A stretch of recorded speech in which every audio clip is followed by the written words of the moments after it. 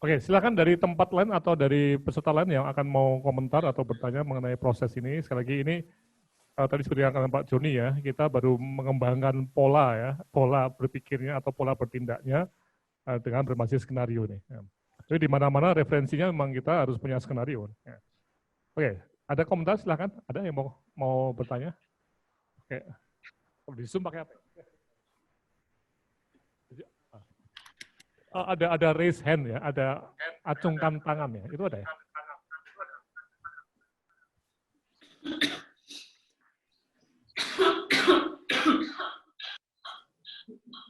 Ada. Ya, kalau yang mau bertanya silakan raise hand itu ya. Kalau ada yang ada, silakan. Belum? Ada itu dari Pak Situmorang. Ya. Ya, silakan. Terima kasih, Prof. Pertanyaannya adalah, kita tadi seumpama kita punya 3 skenario.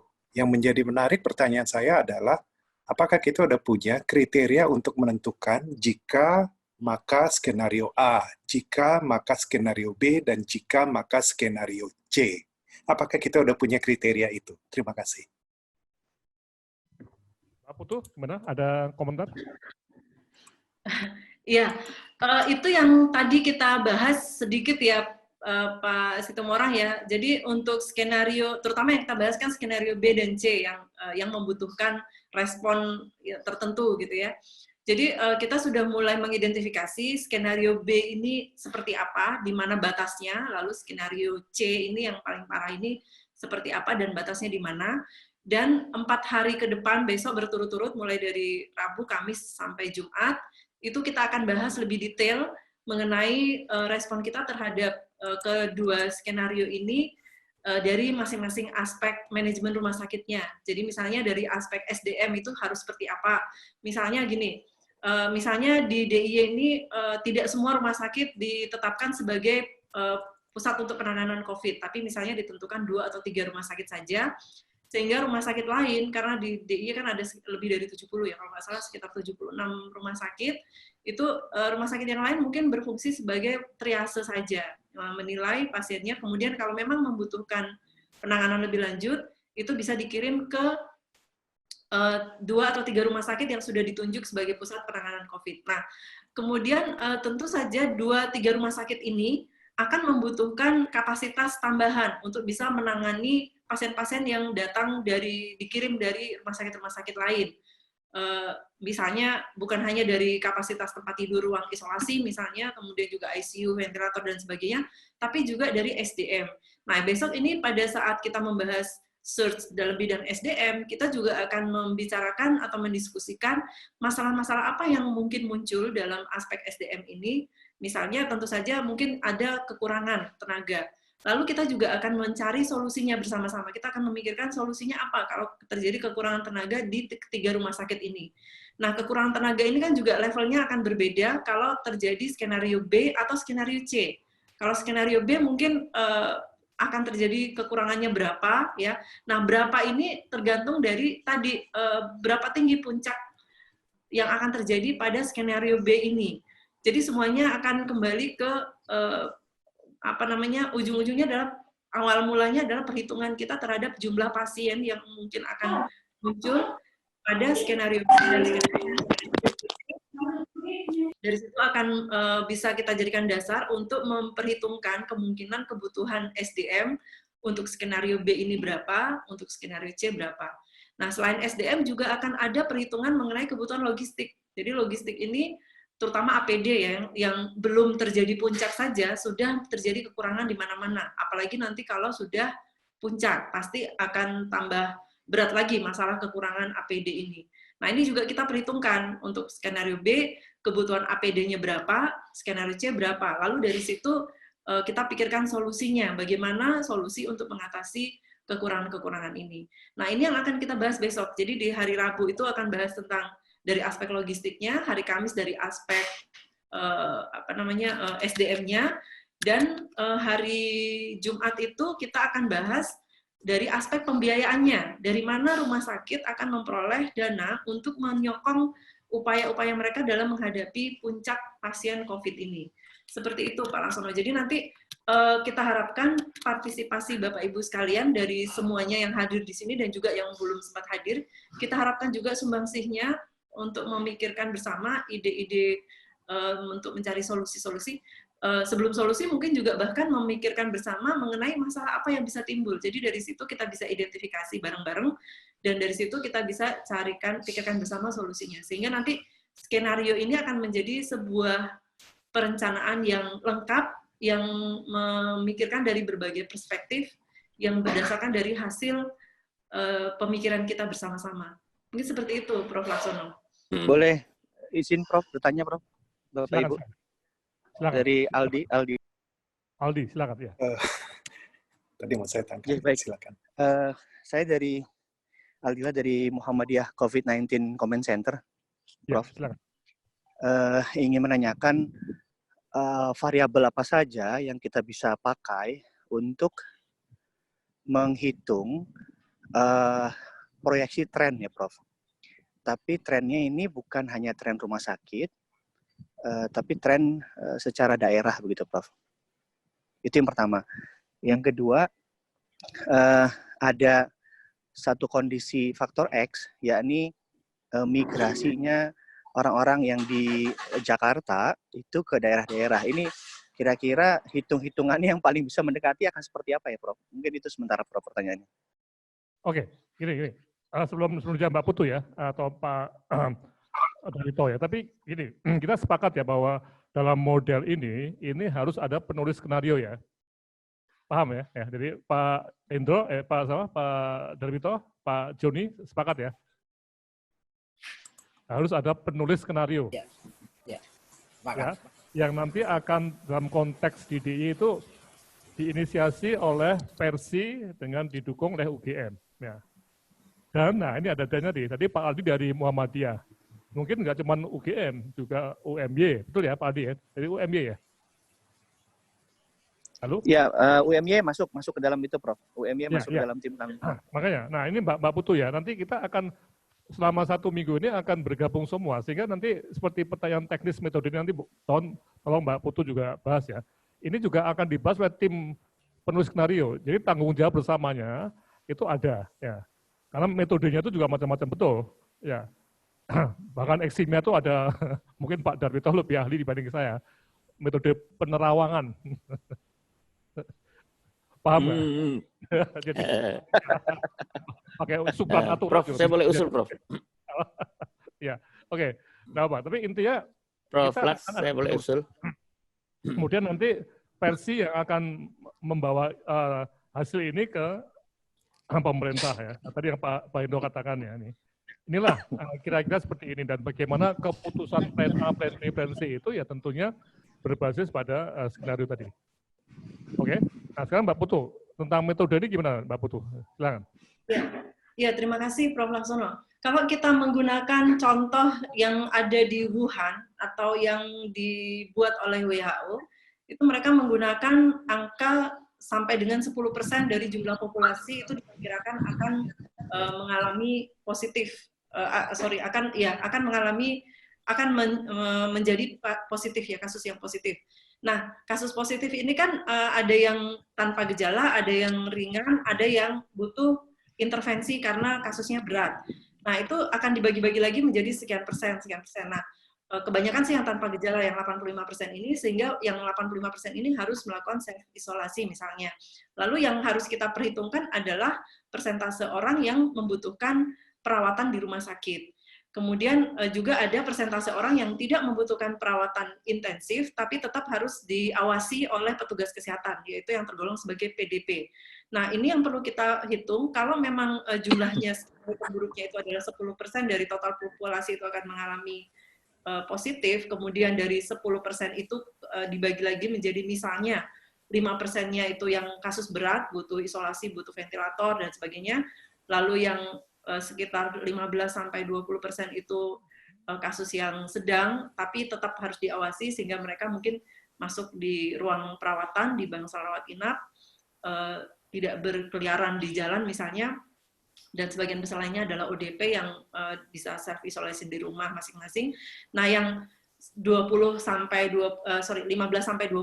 ini yang mungkin kita pikirkan jika kapasitas rumah sakit itu tidak cukup, maka harus diperhitungkan ada mungkin fasilitas lain yang bisa kita pinjam untuk bisa menampung mereka dan merawat mereka yang butuh diawasi tapi tidak membutuhkan misalnya ruang isolasi bertekanan negatif atau ruang ICU dengan fasilitas alat bantu nafas dan sebagainya.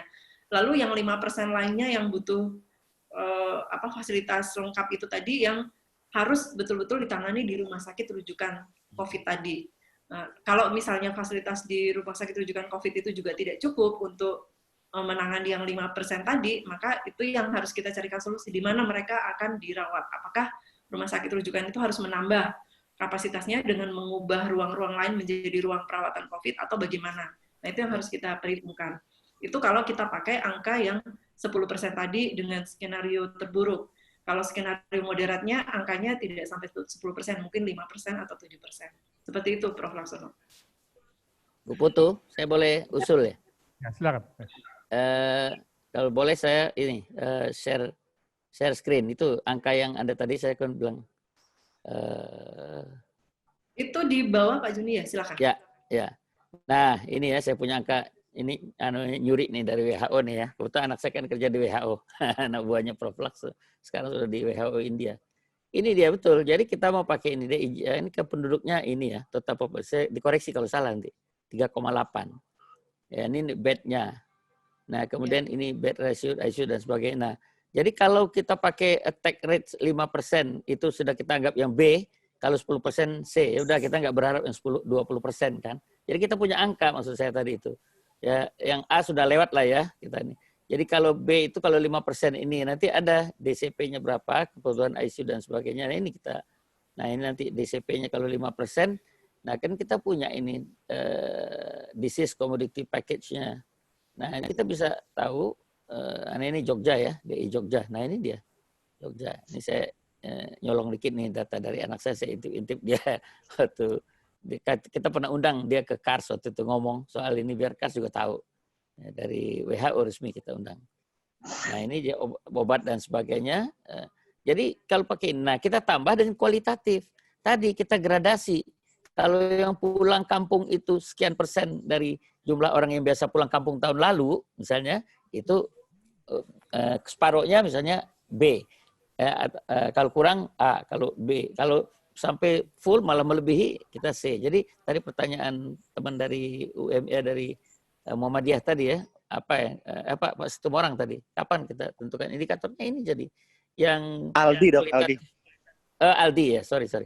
Nah kalau yang kualitatifnya itu kita buat juga gradasinya, ada A, B dan C. Nah sedangkan di angka pakai attack rate aja, atau kalau mau di combine lagi dengan angka yang kunjungan nyata di rumah sakit. Jadi kalau misalnya ini terlalu tinggi. Memang ini kadang-kadang mengerikan. Kalau kita lihat 10% itu kita ngeri itu. Ya, baik jumlah pasiennya maupun ini. Tapi itu kenyataan kan ada angka. Jadi ini DCP yang kita siapkan. Apa aja alatnya ini. Jadi ini betul ada. Itu yang saya maksud. Jadi kita skenario-nya jadi lebih tajam, kuantitatif dan kualitatif. Nah, yang dari WHO kan nggak ada kualitatif. Kita bisa lebih tinggi atau bisa lebih rendah gitu. Sekian, terima kasih. Pak Joni. Ya.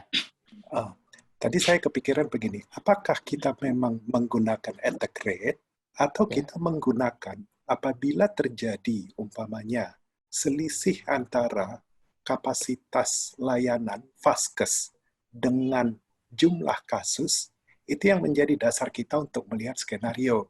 Jadi bukan besarnya attack rate, bisa aja di satu tempat mungkin attack rate-nya cukup tinggi, tetapi memang belum cukup mengganggu untuk karena fasilitas masih banyak. Jadi saya kok lebih cenderung tadi mau mengusulkan bukan di attack rate-nya, tetapi di perbandingan antara jumlah kasus dengan kapasitas vaskes yang ada. Makasih. Nah, itu tadi saya sebut juga, itu data kuantitatif juga, itu dari rumah sakit. Makanya Persi yang akan memberikan angka itu. Betul itu. Ya, jadi attack rate, ini juga kan tadi Putu sudah mengatakan attack rate itu tidak semua berobat kan. 50% aja kita anggap. 80%, tunggu. 50% kita anggap berobat, dari 50% itu kita bagi lagi 80% bisa ringan, yang 20% baru di rumah sakit, baru 5%-nya nanti ICU dan sebagainya. Ya itu untuk hitung-hitungan. Tapi yang Bapak usulkan tadi juga betul. Jadi kita variabelnya makin banyak variabel kan makin bagus kita ini pemodelan kita kan. Ya ini saya ingat pelajarannya dulu EPID ini ya. Model itu banyak faktor akan lebih tajam. Jangan hanya dengan satu variabel saja gitu. Terima kasih. Mohon izin, Prof. Kalau untuk angka di Indonesia, fatality rate kita kan 8% kalau tidak salah, Prof ya. Sehingga kami kemarin ketika mencoba merencanakan untuk Muhammadiyah COVID-19 Command Center itu, kebijakan yang kami buat menyiapkan 10% dari total kapasitas untuk COVID-19. Artinya dari semua pasien yang positif atau yang menderita corona ini, ada 10% dari mereka itu yang perburukan, sehingga kemudian 8%-nya meninggal dunia. Sehingga ini menjadi concern. Nah, tapi memang masalahnya nanti juga mungkin mudah-mudahan dibahas. Masalahnya kami ketika mau mengadakan ventilator ini, ternyata semua vendor kondisi barangnya langka. Gitu. Ini juga mungkin menjadi topik yang perlu kita bahas juga ke depan, Prof. Mas Aldi, fatality rate kan sudah dibilang. Kita belum bisa bilang itu fatality rate karena itu kan belum angka selesai. Mungkin baru rasio kan. Rate itu kan kalau sudah selesai kasus. Kita tahu sendiri jumlah kita masih under detection kan, under reporting, under detection. Jadi sebenarnya angka yang sudah mapan yang sudah selesai itu bisa kita pakai sebenarnya 3,5% itu. Nah kemudian tadi betul. Baik. Ya, jadi nggak bisa. Ini yang ngomong orang WHO ya. Itu kita pakai angka Wuhan gitu. Kalau kita ini kan belum selesai, masih under reporting, under detection. Kemudian tadi betul kalau ventilator kemana-mana nyari nggak dapat. Nah, tapi sekarang ada katanya ITB sedang coba ada engineer bisa membuat banyak akalnya nanti kan atau satu ventilator untuk 2 pasien atau OKA. OKA kalau operasi sudah idle itu OKA dijadikan ICU sebagian gitu. Kemarin waktu kami rapat ID itu sudah muncul. Jadi di ID juga sudah ngomong nih soal search capacity untuk SDM. Dokter sudah menyiapkan beberapa model juga. Demikian Dr. Aldi. Oke, ya karena waktunya ya tinggal 3 menit nih. Baik. Dan mungkin juga makin kecil juga dok ya kalau dibandingkannya dengan angka PDP ya dok ya. Makin kecil juga ya karena kita kan merawat PDP ya, tidak hanya yang semata-mata COVID-19 saja. Betul, ya. Oke, karena waktunya ya, saya harus meringkas. Monggo, Prof. Yang harus saya sampaikan ya. Oke, jadi sesi ini memang kita membahas mengenai skenario dan leadership ya. Yang pertama mengenai leadership jelas bahwa penanggung jawabnya tetap pemerintah provinsi DIY ya, kalau di DIY atau pemerintah daerah atau pemerintah pusat kalau itu pusat ya. Oke, nah sekarang jadi pertanyaan menarik mengenai bagaimana skenario itu bisa tersusun. Nah kita tadi Pak Darwito juga sudah menyatakan tegas ya bahwa ini sebenarnya versi DIY Pak ya yang menyusun skenario Pak ya. Kami dari UGM dan juga Muhammadiyah itu akan mendukung. Sepakat nggak Pak Darwito? Ya, nanti kita bicarakan ya, dalam artian kemarin tadi pagi kan sudah kita sepakat nanti akan kita secara teknis dengan kepala dinas kesehatan dengan wakil gubernur yang ditunjuk sebagai ketua Satgas COVID DIY. Ya. Tapi yang nulis skenario ini ya tim Pak ya, yang tentunya. Ya tim. Ya. Oke. Nah, kemudian tadi Mbak Putri juga menyampaikan akan ada beberapa seri search ya terkait dengan komponen-komponen lonjakan tadi ya dari SDM, dan APD, logistik sampai ke financing dan sebagainya. Ini yang akan kita bahas. Nah, sekarang pertanyaan terakhir untuk Mbak Putu dan Pak Darwito ya. Ini skenario ini harus jadi kapan, Pak? Tadi ini udah banyak masukan ya. Mau jadinya apakah akhir minggu ini atau karena ini nanti akan dibawa juga ke gubernur ya. Nah, untuk DIY ya. Dan barangkali nanti Pak Juni barangkali model bikin ini Pak ya. Itu bisa dibahas di cards juga, Pak. Bisa ya, Pak? Iya, saya gembira sekali. Ya, nah, nanti supaya nyambung antara apa yang ada di cards, senars itu ya, mengenai HDP dan juga bagaimana hubungan dengan eksternal tadi ya. Iya. Nah, ini mungkin nanti saya harap cards juga mempunyai semacam webinar untuk nasional bersama-sama dengan versi nasional ya. Versi pusat ya, bukan nasional. Pusat. Ya. Apakah begini Pak Darwito? kesimpulannya. Ya. Satu Ya. minggu, Pak. Kita setuju, Bro. Kita setuju karena ini adalah waktunya cepat. Saat itu sudah diputuskan tadi pagi, dalam artian Rotterdam juga sudah sebagai gubernur sudah memberikan suatu opsi-opsi. Salah satunya kemungkinan opsi dipilih adalah yang bagaimana fokus rumah sakit tertentu, sehingga nanti tidak terjadi suatu istilahnya terjadi penghamburan baik SDM maupun mungkin sumber daya yang lain. Dengan adanya fokus tersebut juga kita bisa melakukan suatu langkah-langkah yang memang harus apa yang kita butuhkan, apakah APD, apakah SDM, kemudian bagaimana langkah-langkahnya. Itu nanti diharapkan kita memberikan solusi dan itu kita ajukan ke Rotterdam dalam arti ini adalah sebagai wakil gubernur sebagai ketua Satgasma dan juga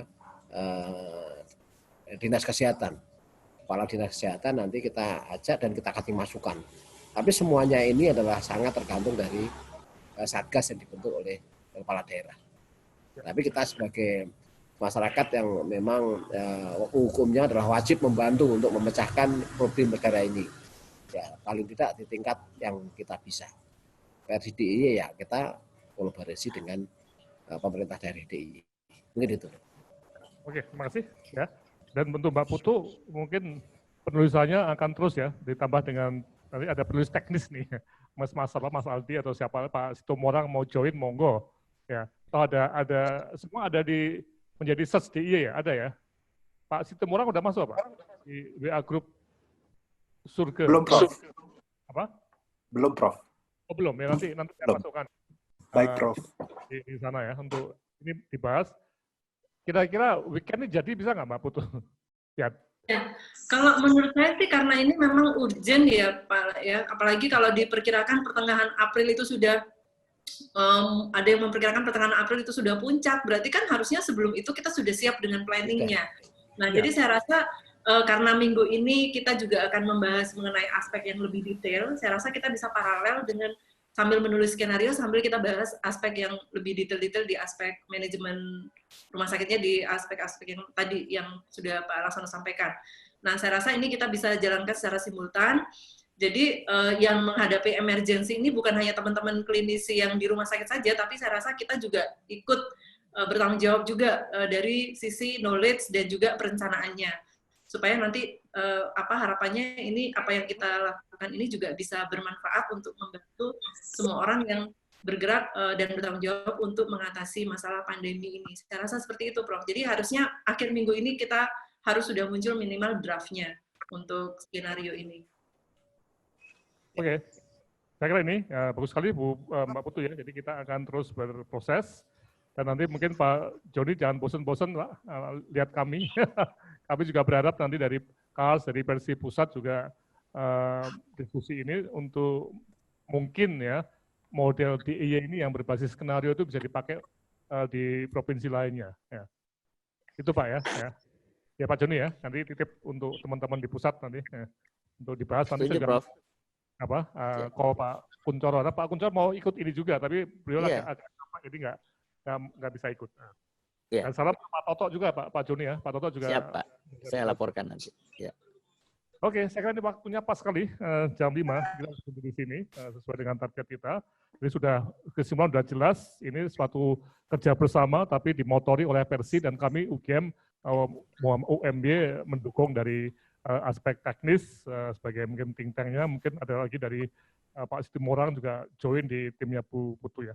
Oke, saya kira ini yang bisa saya simpulkan atas nama forum COVID di rumah sakit. Sekali lagi terima kasih atas partisipasinya dan besok 3:30 kita akan membahas dalam konteks lonjakan apa Mbak? Logistik besok. Oh, logistik dengan teman-teman ekonomi juga ya? Ya. Ya, dengan ada grup yang memang sangat dekat Pak. UMN. Jadi besok jam 3:30 ya, seperti ini juga.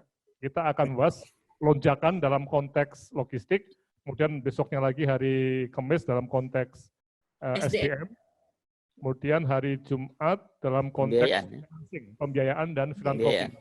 Ya, jadi banyak hal. Mungkin nanti minggu depan juga masih ada lagi yang harus kita kita bahas. Ya. Oke, sekian dan terima kasih. Wassalamualaikum warahmatullahi wabarakatuh. Sampai jumpa. Sorry, Prof. Selamat.